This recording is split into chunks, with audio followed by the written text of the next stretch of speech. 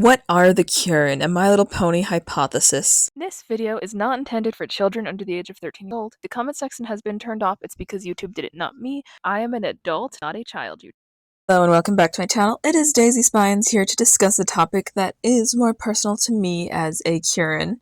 What exactly are Kirin? What exactly am I by that logic? Because in the actual soap proper, we meet the Kirin in the back half of season 8 and see them once again in the finale of season 9, and we never really establish anything in their lore besides the fact that Kirin are magical, they're gentle and kind, they're seemingly long-lived, and they can turn into Nyrics when their temper grows out of control and burn everything they love to the ground. But beyond this, we don't really get an explanation as to what exactly a Kirin truly is.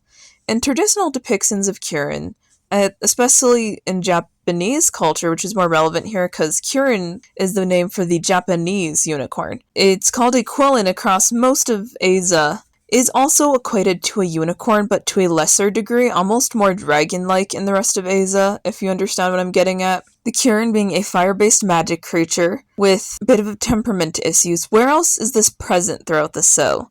I can think of a few, and I think the most notable ones are probably gonna be things like manticores and the chimera and the cockatrice are all examples of known chimeras. And we also have bugbear, which is a chimera.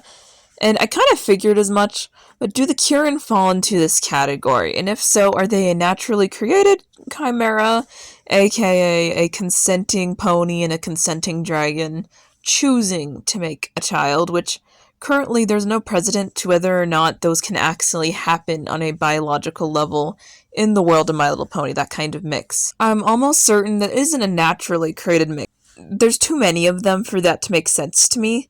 The real question is, how would they have come into being? They seem to be fairly ancient, and they've been known about for a while, and another thing that we're at least partially aware of is that Grogar used to rule most of the land that is Equestria, and probably beyond, let's face it. He's basically an emperor of the land that is Equestria. He has magic that is capable of combining other creatures. It's called the Father of Creatures. These creatures, for sure, are confirmed to be a few of them, but I could imagine that he probably created far more than the ones that are acknowledged in that one scene, and the Kirin could easily fall into this category. Let's just say Eastern Unicorn, because curved horn on the Kirin and Japanese influence are present through both Kirin and the Eastern Unicorns of Gen 4.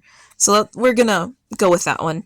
Was mixed with a dragon. We only really see Western-style dragons, but they do allude to maybe the existence of Eastern dragons, although we don't see any alive Eastern dragons as far back as 1,000 years ago. But maybe there's a reason there aren't any Eastern dragons anymore. Maybe they were all combined into Kirin back during Grogar's reign of terror, pretty much, and that's why we don't see them anymore. It also might explain some of the rampant anger issues. Grogar may have created the Kirin, but I really do believe this is the most feasible theory as to the existence of Kirin at this stage in the fandom, because we're never going to get anything concrete or even relevant about these characters. Hasbro kind of dropped the ball on them. If you guys like this video, consider commenting, subscribing. This has been Daisy Spines signing out. Bye!